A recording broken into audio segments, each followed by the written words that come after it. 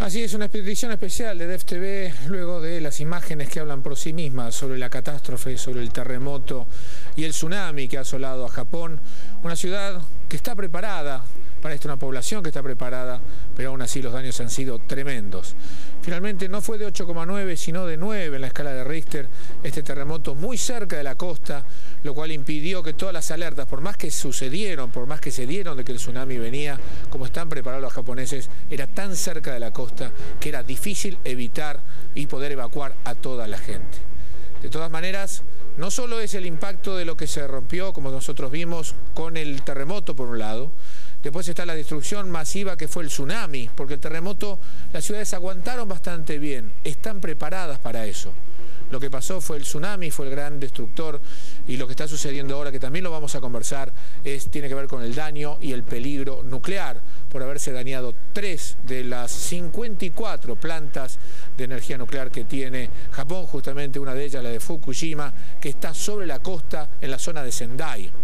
Y ahí es donde los reactores, uno de ellos pareciera ser que está fundiéndose y la radiación está saliendo. De todas maneras, Japón, que necesita de esa energía nuclear para funcionar, está en estos momentos peleando para que la radiación no afecte más a sus pobladores. Este Japón devastado es lo que vamos a estar analizando en esta edición especial de DefTV.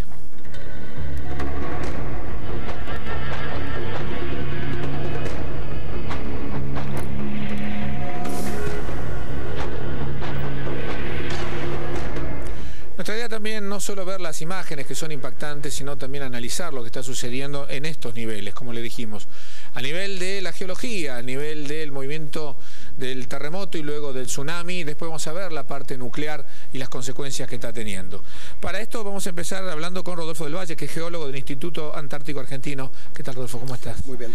Bueno, sucedió, digamos, y Japón está preparado, y normalmente sabemos que Japón, de hecho en el 95 tuvo un terremoto también muy grande en la zona de se me fue ahora la ciudad. Los terremotos pero es muy común en Japón. Japón está en una zona de alto riesgo sísmico. Sería curioso que no hubiera terremotos allí. El terremoto este último, que ha sido devastador, ocurrió a unos 100 kilómetros de la costa. El foco del terremoto, el sitio que se llama hipocentro, donde se produce la liberación de la energía. O sea, muy cerca de la costa, 100 kilómetros realmente es muy cerca. 100 kilómetros muy poco. Y la proyección del hipocentro sobre la superficie de la Tierra, en este caso la superficie del mar, sí, se llama epicentro.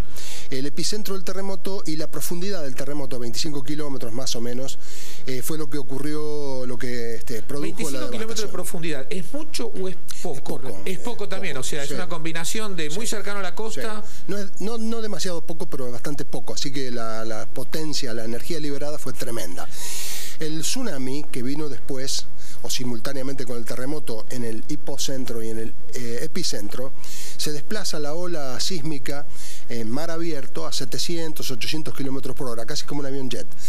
Esto impidió, como usted bien dijo, que se diera la alerta temprana, digamos, con tiempo suficiente como para prevenir a la población. El tsunami es ocurre cuando una parte del fondo del océano, sí, tiene un desplazamiento vertical. Eso es fundamental para que ocurra el tsunami. Después, otro requisito importante es la magnitud del sismo. Tiene que ser de 7,3 en la escala Richter o más. Y este fue 9. 9, así que... ¿Equivale a qué 9? Y 9 es 6,6, magnitud 6,6 en la escala Richter, es la energía liberada de la bomba atómica de Hiroshima. Y esto va 33 veces, un factor de 33 cada 2 grados, así que han sido con más de 1000 veces. Como 1000 bombas de Hiroshima. Sí. En un terremoto, en un solo lugar. Focalizado sí, en un solo lugar. Además las réplicas, hubo réplicas, muchas réplicas, ¿verdad? Muy bien, entonces claro, el requisito es que sea más de 7,3 para que haga, y evidentemente fue 9, se desplazó claro, mucho verticalmente. Desplazamiento vertical, entonces ahí saca el agua y vuelve el agua. Claro, ocurre que hay un vacío en la superficie del mar que calca lo que ocurre en el fondo del mar, entonces el agua vuelve y se generan dos olas, una va hacia tierra, hacia la costa, y la otra se dirige hacia el océano Pacífico, claro, costa afuera. Una va costa adentro y la otra costa afuera. Y esta fue pero eso es lo interesante, digamos, no es solamente la altura, sino la velocidad y la fuerza con la que viene, porque era una ola de 10 metros. Claro. Pero no es una olita que viene con la misma fuerza con la que tenemos en el mar, no, solo que más grande. Además, las olas en el mar son provocadas por el viento. Generan un movimiento de rotación que accede a la costa, sube y luego se retira. Sí, La del tsunami no, es como una pared. Es una pared que viene empujada. Una pared de agua de 10 metros cerca de la costa, porque costa afuera, o sea, mar adentro, los pescadores que a principios de la historia de Japón navegaban, no se daban cuenta, porque la ola en el mar... Te sube, pero no te das cuenta porque no te das referencia. Lentamente. Luego, cuando llegaron al puerto, vieron que estaba destruida. Entonces ahí crearon la palabra tsunami, que se usa, antes nosotros decíamos maremoto. Claro. Los que usábamos la terminología más bien latina. Tuvimos el de Chile el 24 de febrero del año pasado, que fue duro. Tuvimos con la terrible consecuencia el de Haití. ¿Qué pasa? ¿La Tierra se está moviendo mucho más que antes? El de Chile, ¿no? Por eso, el de Chile... Tremendo. Por eso digo, ¿la Tierra se mueve más que antes? No, la Tierra se mueve más o menos en la misma proporción. Hubo terremotos en el pasado espectaculares y no hubo intervención humana. Es decir, el hombre no tiene influencia en los terremotos, en el vulcanismo, ni en los meteoritos que caen. O sea, no es que nos portamos mal con la naturaleza y esto es culpa... No. Esto es por ejemplo, del movimiento natural que tiene la Tierra todo el tiempo. Porque la Tierra vive. La Tierra tiene energía interna, tiene un calor interno y ese calor se manifiesta como movimientos como nos decían en el colegio, el núcleo está caliente y todo eso se va moviendo. Hay corriente de convección en el manto y esos son los motores del movimiento de las placas. Hay placas que se sumergen, como en este caso, la placa del fondo del Océano Pacífico se sumergió por debajo de las islas de Japón. El movimiento vino del este hacia el oeste. En todo el Océano Pacífico hay un cinturón de fallas de este tipo y entonces la corteza del fondo del Océano Pacífico se sumerge debajo de... O sea que no hay una excepcionalidad, no hay una mayor cantidad de terremotos de la que viene haciéndose estadísticamente. Claro, pero hubo un terremoto poderosísimo, yo siempre lo pongo como ejemplo, el que ocurrió cuando el subcontinente de la India chocó con el Asia. La zona de sutura fue terrible el impacto, lento pero tremendo, y ahí se crearon los Himalayas, que son las montañas más grandes. Eso es flor de terremoto. Claro, ese es flor de terremoto. No, lo que yo veía también es que cuando viéramos los 10 terremotos más fuertes de los últimos años, 3 fueron en Alaska. O sea, Alaska es un lugar donde tiene muchos terremotos, pero como no hay gente viviendo, no tiene el impacto que... Además, el mundo, y nuestro país también, está dividido en zonas de alto riesgo sísmico hasta zonas de bajo riesgo sísmico. El bajo riesgo sísmico no significa que no hay probabilidad de que ocurran terremotos, pero la probabilidad es muy baja.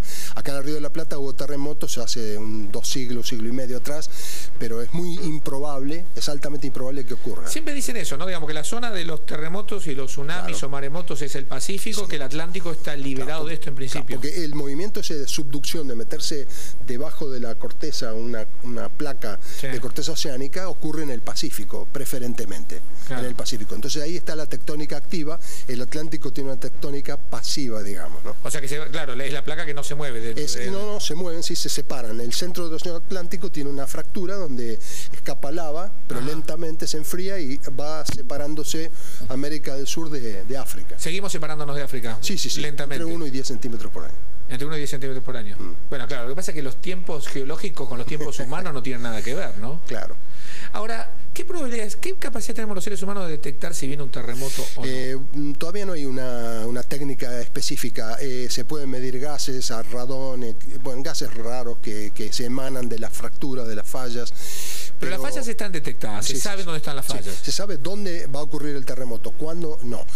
Por ejemplo, en Los Ángeles, San Francisco, el oeste de California. La famosa falla de San Andrés. Claro, falla de San Andrés es de otro tipo, es una falla de resbalamiento horizontal, pero como están las construcciones en los valles, ahí va a ser la destrucción más grande. Lo están esperando al gran terremoto ese que... Sí, varias películas ya se hicieron que se destruyeron en San Francisco. Saben que va a ocurrir, pero no cuándo. No se sabe. Ahora, la actividad humana, por ejemplo, las explosiones de energía, de bombas atómicas que se hicieron en algunos lugares del Pacífico, islas del Pacífico, por ejemplo, abajo en profundidad y todo, ¿pueden haber tenido algún impacto en esto? En el pasado quizás, local, pero la energía desplegada por la Tierra son colosales, son incomparables. O sea, el hombre no tiene la capacidad de mover lo que está moviendo la Tierra, digamos. No. Todavía acá es donde nos damos un poquito de cuenta de nuestras limitaciones también. Sí, claro. Nosotros estamos provocando un cambio climático y el calentamiento climático que está ocurriendo en la Antártida, donde yo estoy desarrollando mi actividad específicamente, es realmente notable. Ahí en la Antártida se está derritiendo a un ritmo muy grande. En 38 años de mi experiencia en la Antártida, yendo en inviernos y veranos en carpa, caminando en la Antártida, sí. He visto cómo ha retrocedido el hielo. Masas enormes de hielo sólidas no están. Hay como 4.000 kilómetros cúbicos de hielo que no están. Que ya no están. Sí. Ahora, una de las cuestiones que se habla es que con estas pérdidas que se puede llegar a formar una lluvia radioactiva. Claro. Primero, ¿qué es eso? Y segundo, ¿qué probabilidades hay de que suceda? Bueno, lo voy a tratar de explicar, pero no es mi fuerte. No, pero bueno, claro, si hay una ¿qué consecuencias tiene sobre la Antártida? Si hay una fuga radioactiva, las partículas son llevadas por el viento y se calcula que en una semana pueden afectar a la costa oeste de Estados Unidos, por ejemplo, pero también se van a distribuir en todo el planeta. Nosotros detectamos en la Antártida, en la nieve de la Antártida, partículas radioactivas que indicaron la desgracia de Chernobyl. Así ¿En la Antártida? Sí, porque en la Antártida el ambiente es tan prístino, no tiene contaminación, entonces una pequeña capita de radiación enseguida se detecta en la nieve.